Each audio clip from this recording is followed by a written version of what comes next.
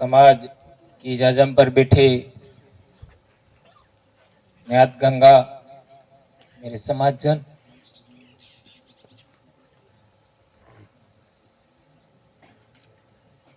क्या बोले ऐसी स्थिति में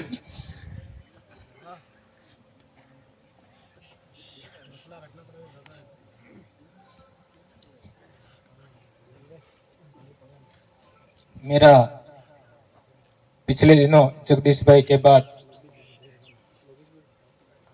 मेरे ससुर जी भी हमारे बीच में नहीं रहे। मेरे सिर पर भी कपड़ा था और है, फिर भी मैं जगदीश भाई के लिए आपके बीच में आया। हमारे समाज की ऐसी रीति नहीं है कि हमारे घर में कोई मर जाए, हमारा सगा, उसका जब तक 12वां नहीं होता है, अंतिम जोहारना नहीं होता है, सिर पर कपड़ा होता है, तब तक हम लोग घर से बाहर नहीं जाते हैं। लेकिन हमारे पूरे आदिवासी परिवार को यहाँ तक लाने में हमारी बहुत बड़ी भूमिका है। इस नाते सभी भाइयों के आग्रह पर, आप सबके आग्रह पर मैं भी यहाँ पर आया और अपनी 2 बातें आपके बीच में रखना चाहता हूँ। भाइयों बहनों, प्रकृति में हम लोग सब एक साथ सांस ले रहे हैं, हम एक दूसरे के साथ जी रहे हैं, एक दूसरे के साथ पानी पी रहे, सांस ले रहे, खाना खा रहे। आज हमारा समाज ही सबसे ज्यादा संकट में क्यों है, यह बात समझनी होगी। आखिर ऐसा क्या कारण है कि केवल और केवल आदिवासी समाज ही सबसे ज्यादा परेशान क्यों है? देश का कोई भी हिस्सा देखो, आज देश ही नहीं पूरी दुनिया में आदिवासी जहां पर भी देखो सबसे ज्यादा पीड़ित है। देश से बाहर जाओ, एशिया महाद्वीप से भी बाहर जाओ तो अमेज़न के जंगल हैं, वहां के आदिवासी भी परेशान हैं।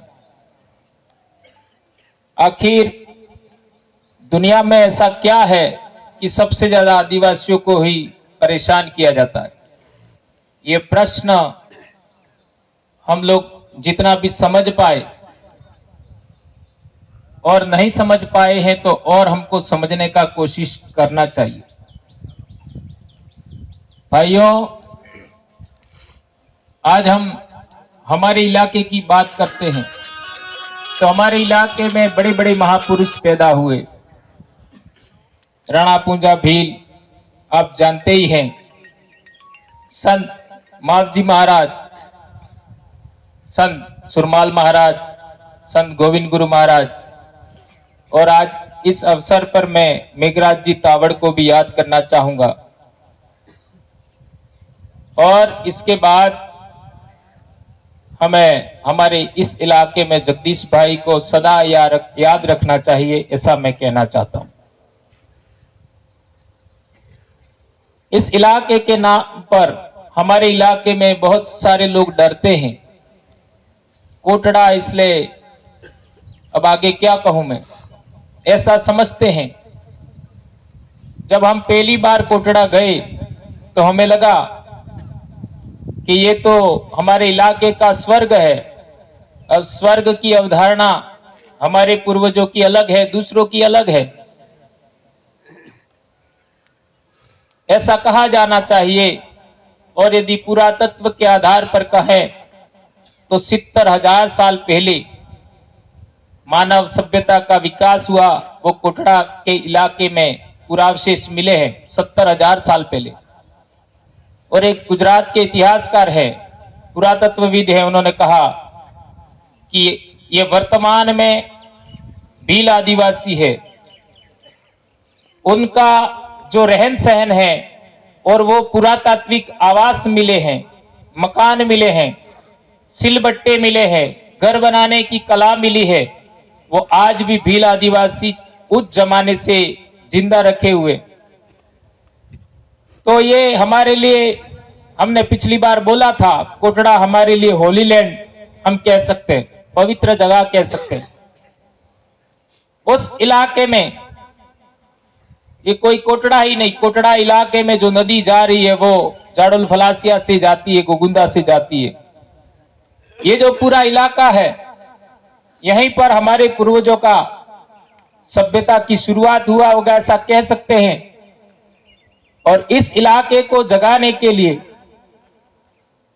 बहुत शिक्षा, स्वास्थ्य और जैव विविधता संरक्षण, जैसा हमारे भाई ने बताया था, उसको ध्यान में रखते हुए समाज को शिक्षित करने, संगठित करने और संघर्ष करने लायक बनाने के लिए काम चल रहा था, जन जागरण चल रहा था।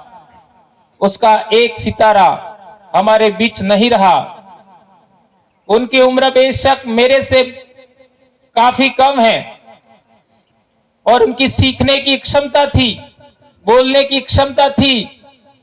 तो मैं ये मेरे मन में सोचता था कि ये इस इलाके का भविष्य का भंवरलाल परमार होगा, ऐसा मैं मानता था। ये बात मैं दिल से कह रहा हूं। ये इसलिए कह रहा हूं कि उस व्यक्ति में सीखने की जो क्षमता थी, अपने से ज्यादा जानकार आदमी को पूछना, सवाल पूछना और फिर जानकारी लेना और फिर उस जानकारी को समाज में परोसना, ये बहुत कम लोग करते हैं। हमारे समाज में कुछ ऐसी बातें हैं जिसको लेकर के हम लोगों को आज तक अज्ञान रखा गया, हमको जानकारी नहीं दी गई। पूरी दुनिया में जानकारी का विस्तार हो रहा है, जानकारी का विस्फोट हो रहा है और हमारे समाज को जानकारी से दूर रखा जा रहा है। आप लोगों ने देखा होगा कि मीडिया में कभी आदिवासियों की बात नहीं होती, अखबारों में आदिवासियों के विरोध में लिखा जाता है, यहां तक कि विधानसभा और लोकसभा में भी आदिवासियों के बारे में बात नहीं होती है। और जब भी बात होती है तो विरोध में बात होती है। ऐसा आप लोगों ने कभी कभी देखा होगा, ऐसा मैं कह सकता हूं। और पूरे देश के अंदर सबसे ज्यादा समृद्ध भविष्य में कोई वेल्थ वाला होगा, पैसे वाला होगा, संपदा वाला होगा तो वह आदिवासी होगा, ये सब लोग जानते हैं। इसलिए हमको उस संपदा से यानी इंडिजिनस प्रॉपर्टी से दूर करने के लिए, हमारी इंडिजिनस प्रॉपर्टी छीन लेने के लिए हमारे आदिवासी बेल्ट के अंदर कंपनियां आ रही है, उद्योगपति आ रहे और इन्होंने हमारी जमीन छीन रहे। और हम लोग ताकतवर बने, हम लोग शिक्षित बने, जागरूक बने और संगठित बने, उससे पहले वो छीन लेना चाहते हैं, क्योंकि उसके बाद वो छीन नहीं पाएंगे। आप लोग ये गुजरात से आपका हरियाणा तक, दिल्ली तक देखिए, अरावली पर्वतमाला की क्या हालत है। वो हमारे पूर्वजों की विरासत है। इस धरती पर सबसे पहले कोई इलाका ठंडा हुआ तो वो अरावली पर्वतमाला हुआ। यह हमारे पूर्वजों की विरासत है। उसकी हालत देखिए क्या है। सारे पहाड़ उखाड़ डाले लोगों ने, खत्म कर दिए। उसको बचाने के लिए हम लोग प्रयास कर रहे हैं। आने वाली पीढ़ी को हम कुछ देना चाहते हैं। मेरे भाइयों बहनों, वडीलों, एक बात आप लोग गौर करिए, जो पढ़े लिखे लोग हैं और इस मेरे स्पीच को बाद में भी लोग सुनेंगे, उन सभी से मैं कहना चाहता हूं कि हे आदिवासियों, तुमको जितने धर्म पसंद है जाइए, मुझे कोई दिक्कत नहीं है। तुमको जितने संगठन पसंद है जाइए, मुझे कोई दिक्कत नहीं है। तुमको जितनी पार्टियां पसंद है उनमें जाइए, मुझे कोई दिक्कत नहीं है। जिसकी गुलामी करना है करिए, मुझे कोई दिक्कत नहीं है। लेकिन मेरे एक प्रश्न का जवाब दीजिए। मैं भी एक शिक्षक हूं और शिक्षक कभी झूठ नहीं बोलता। शिक्षक ने जो ज्ञान हासिल किया है वो बच्चों को भी पढ़ाता है और समाज को भी पढ़ाता है। यही तो हमारे देश की विरासत है। हमारे देश के अंदर नालंदा विश्वविद्यालय, विक्रमशिला विश्वविद्यालय, तक्षशिला विश्वविद्यालय, इस तरीके के विश्वविद्यालय थे जिसमें पढ़ने वाले स्टूडेंट पढ़ाने वाले शिक्षक ता जिंदगी समाज को पढ़ाते थे, उसी विरासत को हम आगे बढ़ा रहे हैं। तो मेरा यह सवाल है कि देश आजाद होने से पहले जिन लोगों का जन्म हुआ वो हमारे बीच आज भी हैं। हमारे बीच देश आजाद होने से पहले जिन लोगों का जन्म हुआ वो आज भी हमारे बीच जिंदा है। उनको पूछिए कि तुम्हारे परिवार में, तुम्हारे गांव में, तुम्हारे समाज के अंदर, तुम्हारे जिले के अंदर, तुम्हारे राज्य के अंदर क्या कभी आदिवासी से लड़ता था? क्या कभी पहले आदिवासी से लड़ता था? क्या कहना है आपका? नहीं लड़ता था। इन 75 साल के अंदर एक परिवार बताओ, राज्य तो छोड़ दो, जिला छोड़ दो, समाज छोड़ दो, गांव छोड़ दो, परिवार देखो, एक भी परिवार ऐसा नहीं मिलेगा जिसके अंदर आपस में लड़ाई नहीं है। क्या ये बात मैं गलत बोल रहा हूं? मेरी बहनों, मेरे भाइयों, ये बात बहुत बड़ी है। जो कौम हजारों साल तक, जो कौम लाखों साल तक कभी आपस में नहीं लड़ी, वो आज क्यों लड़ रही है? जिस कौम ने बाहर के आक्रमणकारियों को सहायता मांगने पर सहायता दिया, अरबों का आक्रमण हुआ, उस जमाने के अंदर हमारे पूर्वजों ने, जो उस जमाने के शासक वर्ग था, उसको साथ दिया। मोहम्मद गजनवी का आक्रमण हुआ, हमारे पूर्वजों ने, उस जमाने का शासक वर्ग था, उसको सहयोग दिया। इतिहास पढ़ सकते हो। मोहम्मद गौरी का आक्रमण हुआ, हमारे पूर्वजों ने उनका साथ दिया। राजस्थान में शेरशाह सूरी का आक्रमण हुआ, हमारे पूर्वजों ने साथ दिया। अकबर का आक्रमण हुआ, हमारे पूर्वजों ने उनका साथ दिया। रजवाड़ों को और अंग्रेजों से जब संधि हुआ, तब रजवाड़ों ने हमको पूछा भी नहीं। अंग्रेजों ने जब इस इलाके में अपना प्रभाव जमाया, तब रजवाड़ों ने हमको ये नहीं पूछा कि हम समझौता करें या ना करें, और उन्होंने समझौता कर लिया। और हमारे पूर्वजों ने सैकड़ों साल उनका साथ दिया। उन लोगों ने अंग्रेजों के साथ मिलकर के हमारे समाज का बर्बादी का रास्ता, पतन का रास्ता, यहां तक कि हर तरीके से दबाने का रास्ता शुरू किया। आपको याद होगा, हमारे पूर्वज अच्छा कपड़ा नहीं पहन सकते थे, अच्छा घर नहीं बना सकते थे, यहां तक कि जंगल में पत्ती, सागवान का पत्ती भी आपका तोड़ नहीं सकते थे। हमारे पूर्वजों को हमने कभी भी दूसरे समाज के लिए काम नहीं किया, मुफ्त में मजदूरी करवाते थे, जिसको वेट कहते हैं। और खेती बाड़ी, पशुपालन, घर के कामकाज में हमारे पूर्वजों को ने लगाया, उसको वेट वेगार आप सब कहते हैं। इसी वजह से हमारा समाज हजारों साल तक किसी का गुलाम नहीं था। वो समाज दब गया थोड़ा सा, और थोड़ा सा दब जाने के बाद भी हमारे पूर्वजों ने उनका प्रतिकार किया, और उस प्रतिकार का उलगुलान पहली बार दुलेर विद्रोह में 1881 में हुआ। उसके बाद में मानगढ़ का आंदोलन हुआ 1913 में। उसके बाद पाल, चितरिया, लिलुड़ी, बडली, ये हमारे 4 बड़े आंदोलन हैं, जिसके अंदर हमारे पूर्वजों ने बलिदान दिया, अपना खून बहाया, अपनी बेटियां, अपनी बहनों को खोया, और इनमें गोली मारने में हमारे भी लोग थे, ये बात कभी भूलना नहीं है। ये पहली शुरुआत थी।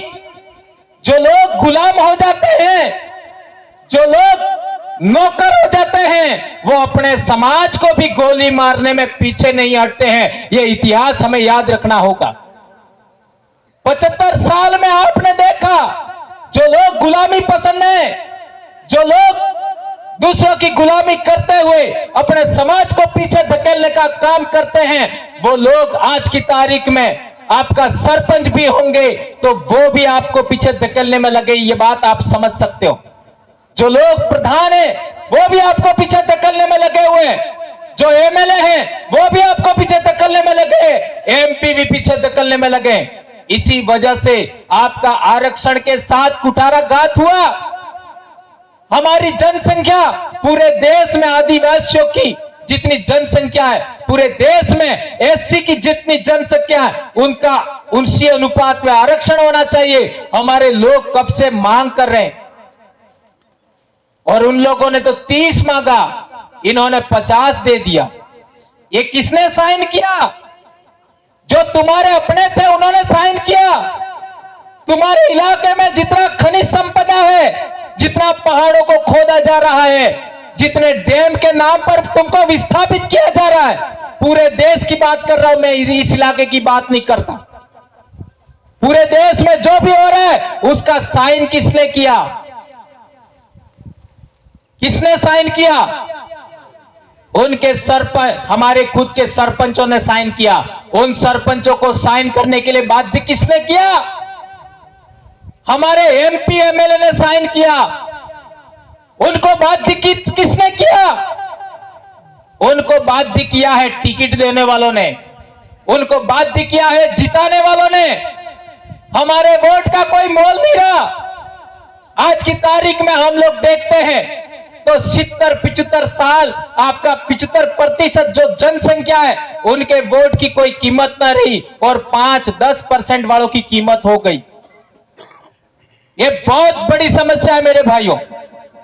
आज की तारीख में हर एक गांव में, हर एक जिले में, हर एक राज्य में, पूरे देश में आदिवासी लोग क्या बोल रहे हैं कि हमारे नेता खराब है, हमारे एमपी एमएलए खराब है। अरे भैया, एक खराब होगा, 2 खराब होंगे, 4 खराब होंगे, राजस्थान में खराब होंगे, गुजरात में खराब होंगे, मध्य प्रदेश में, महाराष्ट्र में और आपका दूसरे राज्यों में, तेलंगाना, आपका उड़ीसा, झारखंड, छत्तीसगढ़, पश्चिम बंगाल, जितने भी राज्य हैं, केरला में, कर्नाटका में, अरे हर जगह सारे का सारे आदिवासी नेता खराब है क्या? ये सवाल बहुत अहम है। ये बहुत बड़ी बात है। जो लोग कभी भी अयोग्य नहीं थे, वो पिछले 75 साल में अयोग्य कैसे हो गए? उसके लिए जिम्मेदार है पूना पैक्ट का करार 1932। ध्यान रखिए, पिछले 75 साल में तुम्हारी जितनी जमीन छीनी, तुम्हारा जितना जंगल छीना, तुम्हारा जितना पानी छीना, तुम्हारे जितने खेत खलिहान छीने, तुम्हारा जितना भी नुकसान हुआ है, उस नुकसान का एक ही पॉइंट जिम्मेदार है। कोई नेता जिम्मेदार नहीं है, कोई कर्मचारी जिम्मेदार नहीं है, कोई दूसरा जिम्मेदार नहीं है। एक ही पॉइंट जिम्मेदार है, पूना पैक्ट का करार 1932 जिम्मेदार है। उसको हम लोग बदलना चाहते हैं। नहीं तो मैं भी बाप की अकेली संतान हूं, 2011 से बीमार हूं। मेरे को भी मेरी नौकरी प्यारी है, मेरी जान भी मुझे प्यारी है, मेरे बच्चे, मेरी बीवी, मेरे मां बाप भी मुझे प्यारे हैं। हम लोग नौकरी दांव पे लगा करके, जान दांव पे लगा करके समाज में काम क्यों कर रहे हैं?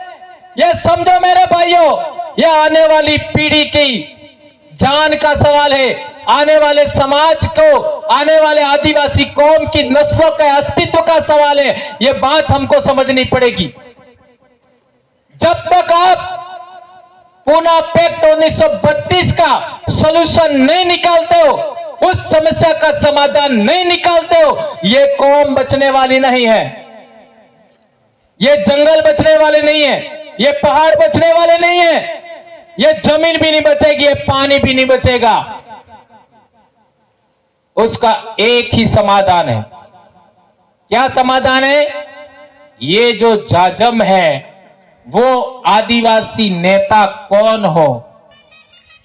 नेता का मतलब विधानसभा में आपका प्रतिनिधि, लोकसभा में आपका प्रतिनिधि, वो इस जाजम पर तय होना चाहिए। आज देख लीजिए, आप कई अलग संगठन के होंगे, आप कई अलग पार्टियों के होंगे, आप कई अलग धर्म के होंगे, इस जाजम पर बैठे हो।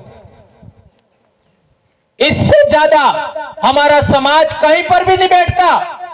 कहीं विवाह हो तो भी नहीं बैठता, कहीं संगठन की मीटिंग बुलाओ नहीं बैठेगा, कहीं धर्म की मीटिंग बुलाओ नहीं बैठेगा। ये एकमात्र जाजम है, यहां सभी अलग अलग विचार के लोग यहां बैठते हैं।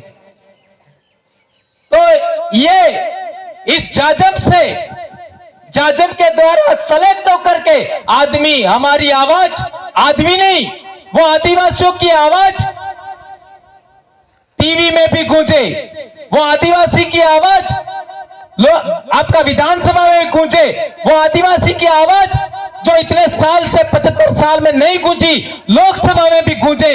ऐसी व्यवस्था बना रहे, उस व्यवस्था के रजिस्ट्रेशन के लिए वो दिल्ली गए थे और आ रहे थे। तो जगदीश भाई की कुर्बानी, जगदीश भाई का त्याग, उनका बलिदान कितना बड़ा है मेरे भाइयों, ये आप सोच सकते हो, इसको मैं महसूस कर सकता हूं।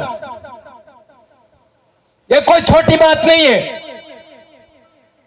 इसलिए मेरे भाइयों, आप सबके कंधों पर, आप सबके हाथों में, आप सबके पैरों पर, आप सबकी जवान पर निर्भर करता है कि आप आने वाली पीढ़ी को, हमारे बच्चों को किस तरीके से बचाते हैं।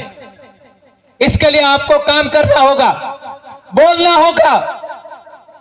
केवल बोलने से काम होगा। किसी को गाली नहीं कर देनी है, किसी को थप्पड़ मारना है, किसी को पत्थर नहीं मारना है, किसी को लठ नहीं मारना है। केवल बोलने से काम होगा। ये लोकतंत्र की ताकत है, ये संविधान की ताकत है, इसको हमें आगे बढ़ाना है। मेरे भाइयों, हम लोगों ने देखा है कि हमारे इलाके के अंदर आज तक आदिवासियों को किसी भी तरीके का आपका जमीन से उखाड़ देते थे लोग, पहाड़ से उखाड़ देते थे। जंगल का हालत तो आप खुद समझते हो, हम सबने देखा है। उसके बारे में कोई आवाज आज तक उठी क्या? ये पहली बार ऐसा हुआ है कि पूरा इलाके के अंदर आज 20 जिलों के लोग यहां हैं। उस दिन भी 20 जिलों के लोग थे, आज भी 20 जिलों के लोग हैं। देख लीजिए, भीलवाड़ा, दाहोद, पंचमहाल, गांधीनगर, इस पूरे इलाके के लोग यहां पर आज मौजूद हैं। 3 से 4 समाज के लोग हैं। क्या आपने कभी इतना बड़ा काट्टा देखा, इतना बड़ा खरस देखा कभी? क्या कभी इतना अंतिम संस्कार में इतने जिलों से इतने लोग आए हुए कभी देखे आपने? एक मुख्यमंत्री भी चला गया होगा तो नहीं आए होंगे। ये दक्षिणी राजस्थान में पहली बार हुआ है। ये कोई छोटा मोटा काम नहीं है, ये बहुत बड़ा काम है। मैं धन्यवाद दूंगा इस परिवार को, जगदीश भाई के पापा और उनकी मम्मी, माता पिता, आई, दादा, कितना हौसला रखा। उनके भाई कितना हौसला रखा। उनकी पत्नी, हमारी बहन,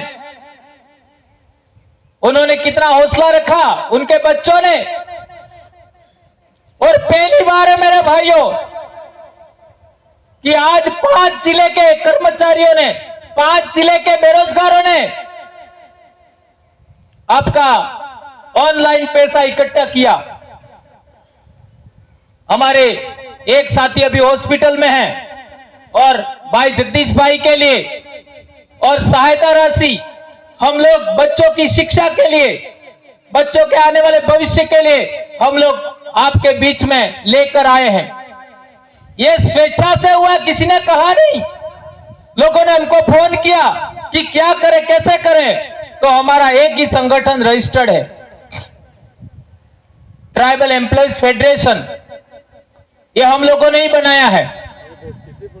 मैं इसका संरक्षक भी हूं और उसके खाते में हम लोगों ने पैसा कलेक्शन किया और वो पैसा उसी के नाम से चेक आप लोगों को हम देंगे। या हमारे बच्चों के लिए आप लोग एफडी करिएगा तो उनको थोड़ा सहायता होगी। मैं हमारी बहन जगदीश भाई की पत्नी जो स्वयं शिक्षिका है, उनसे मैं कहना चाहूंगा कि आप अकेली नहीं हैं। आपके पति का स्थान कोई नहीं ले सकता, लेकिन आपके लाखों भाई हैं आज की तारीख में, और उसमें हम लोग आपके साथ हमेशा खड़े रहेंगे। और आपकी आने वाली पीढ़ी, जो बच्चे हैं, उनके लिए हम हर संभव कोशिश करेंगे। यह आज मैं आपका वचन देता हूं आपको। आपके माता पिता, आप दोनों को हम वचन देते हैं, 2 भाइयों को हम वचन देते हैं, पियर पक्ष और इस गांव को हम वचन देते हैं कि आप हम लोगों को जब कभी भी मौका मिले, हमारी आवश्यकता महसूस हो, हमको बुलाइएगा। आप हमारे परिवार का अंग है। एक जमाना था, गांव के अंदर भी कोई मर जाता था तो सारे लोग नहीं रोते थे। अपने सगा में भी कोई मर जाता था तो सारे लोग नहीं रोते थे। अपने जिले में भी कोई मर जाता था, सारे कांटे में नहीं जाते थे। आज देख लीजिए, हमारे अपने परिवार का अंग, हमारा आप सगा भाई गया, ऐसा हजारों लोग रोए हैं। 1-2 नहीं, हजारों लोग। ये बहुत बड़ी बात है। ये भावनाएं, ये विचार, यही हमें आने वाले समय में याद रखेंगे। बहुत लोग गए इस धरती से, किसी ने किसी को याद नहीं रखा। संत सुरमाल को इसलिए याद रखा जाता है, उन्होंने समाज को कुछ दिया। संत गोविंद गुरु को इसलिए याद रखा जाता है कि उन्होंने समाज को कुछ दिया। मेघराज जी तावर साहब भी समाज के प्रति बहुत डेडिकेटेड थे, तो उनको हमने आज याद किया। इसी तरीके से जगदीश भाई को भी आने वाली पीढ़ी और हम सब याद रखेंगे। उन्होंने पिछले 1 साल में ऐसा बोलना सीखा था, ऐसी जानकारी सीखी थी जो इतना फास्ट कोई सीख नहीं देता, ये मैं खुद कह सकता हूं। और एक नई परंपरा हम लोग, हमारी बहन के कहने पर, चंद्रिका का बहन के कहने पर, हम लोग आज से ही इसका पालन करेंगे, क्योंकि परंपराएं समाज ही बनाता है। हमारे पूर्वजों ने, समाज ने ये जाजम पर बैठने की परंपरा बनाई। हमारी एक बहन जो अरब सागर के किनारे से आई है, भावनगर से, उनके कहने पर हम कहना चाहेंगे कि शुभ अवसर पर हमारे समाज के अंदर कोई महिला विधवा हो जाती है तो वो उसमें शामिल नहीं होती है। ये परंपरा हमारी केवल 12 दिन तक होती है, इसके बाद नहीं होती है। ये भी हमारे समाज में परंपरा है, लेकिन हम लोग वचन देते हैं कि हम लोग ऐसा कभी होने नहीं देंगे। हर शुभ अवसर पर हम आगे रखेंगे, और मैं तो इसमें विश्वास भी नहीं करता। कोई भी जिसका बच्चा नहीं हो और वो भी मेरे आगे निकल जाए, मैं कहीं जा रहा हूं, मैं रुकता नहीं हूं। कोई विधवा भी मेरे आगे पीछे निकल जाए, मैं रुकता नहीं हूं, और मैं तो गलत मानता ही नहीं, कभी नहीं मानता। और हमारे समाज के अंदर कोई इंसान मर जाता है तो उसको गोंड लोग हैं, वो पेन जीवा बोलते हैं, वो पेन हो गया। जो जिंदा है उसको वैन जीवा मानते हैं। वैन का मतलब जिंदा, और पेन का मतलब जो पवन रूप में हो गया। तो हमारे घर के आसपास कोई बुधेड़ा आता है तो आपने हो काम, પવન કોણેક મનક बीमार થઈ જાય अचानक तो हो कहीं पवन में पड़ी गई और पूर्वज किस रूप में पवन के रूप में तो वो हमारे बीच में जगदीश भाई पवन के रूप में मौजूद हैं ऐसा हम विश्वास रखेंगे। और एक और इम्पोर्टेंट बात आपके बीच में कहना चाहता हूं, आज के बाद हमारे समाज के अंदर जो बोलने वाले समाज जागरण में उल्लेखनीय काम करने वाले जो भाई हैं बहनें हैं उनके लिए इसी तरीके से हमें आर्थिक सहयोग भी करना चाहिए। बहन ने चंद्रिका बहन ने एक बहुत इंपॉर्टेंट बात और कही थी कि हम धर्म स्थल पर जो दान करते हैं वो पैसा हमारे जिनके पति मर जाएं ऐसी बहनों के लिए, जिनके बाप मर जाए मां मर जाए ऐसे बच्चों के लिए हम लोगों को सहयोग राशि कराना चाहिए। और हम लोग कोशिश कर रहे हैं आने वाले समय के अंदर हमारा एक आदिवासी परिवार कोष हो जिसके अंदर हम दिन का 1 रुपया डालें और कर्मचारी 1 दिन की अपनी इनकम उसमें डाले और ऐसे बच्चों की शिक्षा के लिए ऐसी महिलाओं के लिए हम लोग देंगे। इस तरीके का काम हम कर रहे हैं। हमारा एक रजिस्ट्रेशन हो गया है और दूसरा रजिस्ट्रेशन जिसके लिए जगदीश भाई गए थे वो भी बहुत जल्द हो जाएगा। और हम लोग चाहेंगे कि और बहुत सारे हमारे स्टूडेंट की विंग है उसको भी हमें रजिस्ट्रेशन कराना है, युवाओं की विंग है उसका भी रजिस्ट्रेशन करवाना है, हमारा आपका संघर्ष करने की एक विंग है उसका भी रजिस्ट्रेशन करवाना है। तो ये सब होंगे समय के अनुसार।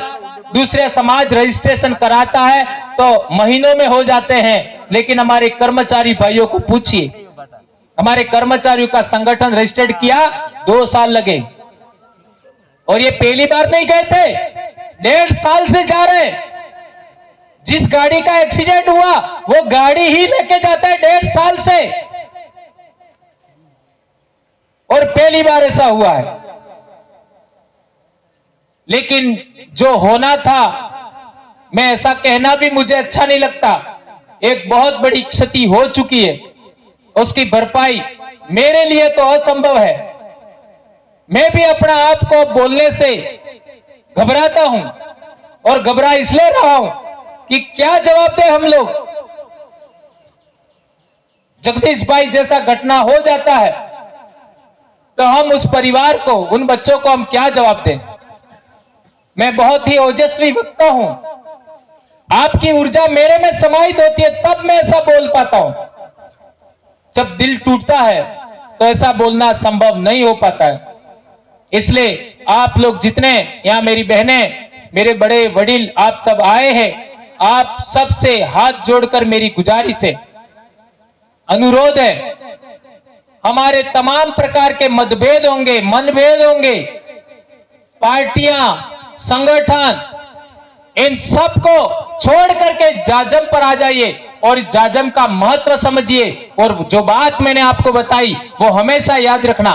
एक बात, देश आजाद होने से पहले आदिवासी कभी भी आपस में नहीं लड़ता था और इन 75 साल में पूना पैक्ट 1932 की वजह से एक परिवार बाकी नहीं है जिसमें झगड़ा नहीं है। उस बीमारी को खत्म करना है, उसके लिए आप काम करेंगे, ऐसी मैं आशा अपेक्षा करता हूं।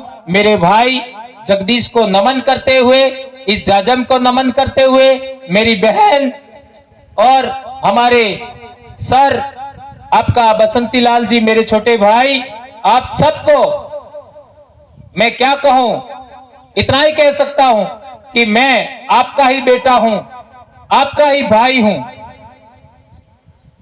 कोशिश करेंगे हम लोग, जितना भी कोशिश करें।